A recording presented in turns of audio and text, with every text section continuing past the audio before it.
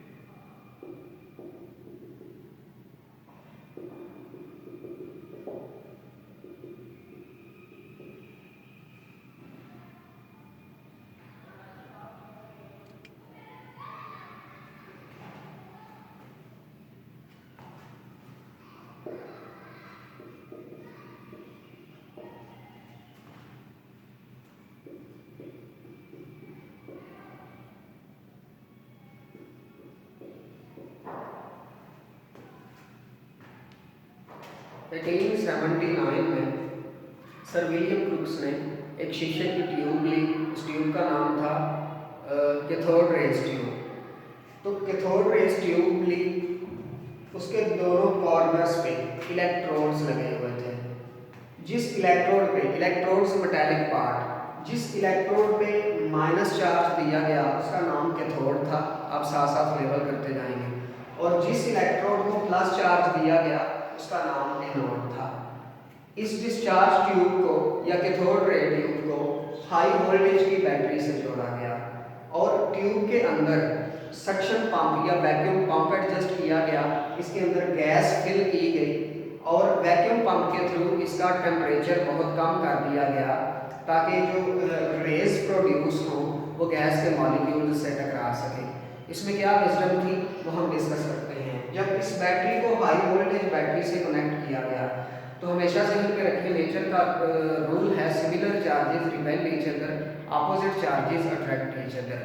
जब बैटरी से high voltage का करंट इस तरफ को पास आउट हुआ तो कैथोड रेज पे कैथोड पे जो इलेक्ट्रोड है उस पे माइनस चार्ज था। जब करंट बहुत स्पीड से जाके इस इलेक्ट्रोड से टकराई तो कैथोड से एनोड की तरफ हमें कुछ रेज जाती हुई नजर आई। हमें कैसे पता चला, जब वो कैथोड रे ट्यूब से जाके टकराई उसने ग्लिटर्स पैदा किए, एक चमक पैदा की, एक शाइन पैदा की और वो शुआएं नजर आई, रेज नजर आई। बाद में इन रेज को कैथोड रेज का नाम दिया गया। तो ये तो एक्सपेरिमेंट था जो विलियम ब्रुक्स ने किया। अब फर्स्ट हेडिंग देंगे एक्सपेरिमेंट और उसकी थ्योरी कितनी लिखेंगे ये हम डिस्कस करते हैं। जो बच्चे उर्दू मीडियम है आप अपनी टेक्स्ट बुक से पेज नंबर 34 खोलें और यहाँ पे जो हेडिंग दी हुई है कैथोड रेज और इलेक्ट्रॉन की दरियाफ्त, आपको ये हेडिंग देने की ज़रूरत नहीं। आप हेडिंग देंगे एक्सपेरिमेंट, आप उसकी जगह पे लिखेंगे तजर्बा। तो तजर्बा आप स्टार्ट करेंगे पेज नंबर 34 से और ये कंप्लीट करेंगे पेज नंबर 35 कैथोड रेस की खसूसियात से पहले तक, क्योंकि ये कैथोड से पैदा हुई थी, यहाँ तक आप लिखेंगे। ये एक्सपेरिमेंट था, एक्सपेरिमेंट क्या था वो हम डिस्कस कर चुके हैं। इतना तजर्बा लिखने के बाद आप यही डायाग्राम और ये 4 रेस ड्रॉ करेंगे, डायाग्राम को लेबल करेंगे, उसके बाद आप डायाग्राम ड्रॉ करेंगे। और जो बच्चे इंग्लिश मीडियम हैं आप अपनी टेक्स्ट बुक से खोलें पेज नंबर 28 और डायाग्राम से ऊपर ये सारी थ्योरी आप लिखेंगे। आप हेडिंग देंगे एक्सपेरिमेंट, ये थ्योरी लिखेंगे। इन 1879 सर विलियम ब्रुक्स परफॉर्म्ड, यहाँ से स्टार्ट करके ओरिजिनेटेड फ्रॉम द कैथोड, यहाँ तक आप लिखेंगे, ये सारा पैराग्राफ लिखेंगे। तो इस एक्सपेरिमेंट में क्या था वो हम डिस्कस कर चुके हैं। ये थ्योरी लिखेंगे और उसके नीचे पहले हेडिंग देंगे एक्सपेरिमेंट, थ्योरी लिखेंगे और नीचे डायग्राम ड्रॉ करेंगे। डायग्राम ड्रॉ करते हुए इन बातों का ख्याल रखना है। अपनी राइट साइड पे आप कैथोड ड्रॉ करें, उसको लेबल करें। अपनी लेफ्ट साइड पे कैथोड ड्रॉ करें, उसको लेबल करें। जो वायर कनेक्ट करें वो आप लोग इलेक्ट्रोड से कनेक्ट करें। बैटरी ड्रॉ करें, बैटरी ड्रॉ करते हुए ख्याल रखेंगे कि जो ग्रेटर लाइन है उससे स्टार्ट हो और जो स्मॉलर लाइन है उस पर खत्म हो, तो करंट का फ्लो इस तरफ होगा। तो उसके बाद आप वैक्यूम पंप ड्रॉ करें, उसको लेबल करें और एट लास्ट इस वायर को कैथोड से कनेक्ट कर दें और 4 रेज कैथोड टू एनोड ये ड्रॉ करें और एरो हेड मेंशन करें। तो डायग्राम ड्रॉ करते हुए इन बातों का ख्याल रखें। पहले आप एक्सपेरिमेंट की थ्योरी लिखें, फिर डायग्राम ड्रॉ करें। अब हम आते हैं कैथोड रेज की प्रॉपर्टीज की तरफ। Next heading is properties of cathode raise, और जो बच्चे उर्दू मीडियम है वो हेडिंग देंगे कैथोड रेज की खसूसियात। उसमें क्वेश्चन में 5 बोली हैं, आप सातों खसूसियात लिखेंगे। जो बच्चे उर्दू मीडियम हैं अपनी बुक से पेज नंबर 35 खोलें। ये रेस कैथोड की सतह से मुतन खत्म मुस्तकीम में सफ़र करती हैं, मीन्स ये सीधी लाइन में सफ़र करती हैं। इन रेस के रास्ते में अगर कोई गैर शफाफ ठोस चीज़ रख दी जाए तो उसका साया बनाती है। इनके रास्ते में कोई ओपेक सरफेस आए गैर शफाफ तो उसका शेडो बनता है। इलेक्ट्रिक फील्ड में इन रेस का जो पॉजिटिव प्लेट की जानिब होता है, जिससे जाहिर होता है कि इन रेस पर नेगेटिव चार्ज है। अगर इनको दो प्लेट्स के दरमियान से गुजारा जाए जिसपे प्लस या माइनस चार्ज हो तो ये प्लस प्लेट की तरफ जाती है, जिससे पता चलता है कि इन रेस पे माइनस चार्ज है। नेक्स्ट वन इज ये रेस जिस जिस्म पर भी पड़े उसका दर्जा हरारत बढ़ जाता है। जे थॉमसन ने इनकी चार्ज टू मास की निस्बत दरियाफ्त की, मीन्स इन पे चार्ज क्या है और इनका मास कितना है। ये रेस जब डिस्चार्ज ट्यूब की दीवारों से टकराती हैं तो उससे रोशनी यानी चमक पैदा होती है। ये भी देखा गया है कि डिस्चार्ज ट्यूब से खारिज होने वाली रेस हमेशा एक जैसी खसूसियात की हामिल होती हैं, चाहे कोई भी गैस या किसी भी धातु का कैथोड इस्तेमाल हुआ हो। आप किसी भी मेटल का कैथोड यूज़ करें, पैदा होने वाली रेस एक ही तरह की होती हैं, जिससे बाद में साबित हुआ कि मैटर का जो बुनियादी पार्टिकल है, चाहे मैटर लिविंग हो या नॉन लिविंग हो, वो इलेक्ट्रॉन्स एक बेसिक पार्टिकल हैं, बुनियादी पार्टिकल्स हैं। और क्वेश्चन की स्टेटमेंट में भी यही पूछा गया था। अब जो बच्चे इंग्लिश मीडियम हैं उन्होंने भी कंसेप्ट सुना, वो प्रॉपर्टीज़ कितनी लर्न करेंगे। आप अपनी टेक्स्ट बुक से पेज नंबर 29 खोलें, आप हेडिंग देंगे प्रॉपर्टीज ऑफ कैथोड रेज। इनमें कंसेप्ट क्या था वो आप सुन चुके हैं। आप 7 प्रॉपर्टीज़ जो हैं वो लर्न करेंगे और उनको पेपर पे अच्छे तरीके से अटेम्प्ट करेंगे। लास्ट हेडिंग है electrons are fundamental particles of atoms, कि इलेक्ट्रॉन्स एटम्स के फंडामेंटल पार्टिकल्स हैं, ये हेडिंग देंगे। और जो बच्चे उर्दू मीडियम है वो हेडिंग देंगे इलेक्ट्रॉन्स एटम्स के बुनियादी पार्टिकल्स हैं। अब जो बच्चे उर्दू मीडियम है वो अपनी टेक्स्ट बुक से देखें, जहाँ पे प्रॉपर्टीज़ कंप्लीट हो रही हैं, प्रॉपर्टी नंबर 7, उसके बाद लास्ट पैराग्राफ सारा लिखेंगे। आप हेडिंग देंगे इलेक्ट्रॉन्स एटम्स के बुनियादी पार्टिकल्स हैं, ये हेडिंग देंगे। और इलेक्ट्रॉन्स की खसूसियात से नीचे वाला जो पैराग्राफ है वो लिखेंगे। उसमें ये बात आकर पे साबित होती है कि मैटर यानी मादा, चाहे लिविंग हो नॉन लिविंग हो, किसी भी तरह का हो, मेटल्स हो मेटलॉइड्स हो या नॉन मेटल्स हो, इलेक्ट्रॉन हर एक में पाए जाते हैं और ये बुनियादी ज़रात हैं।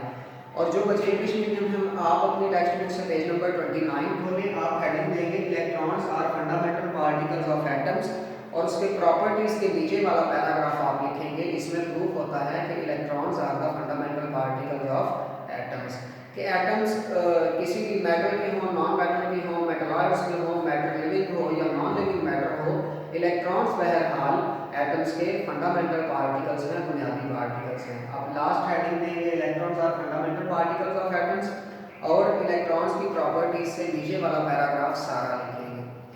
तो question number 2 is how was it proved that electrons are fundamental particles of an atom.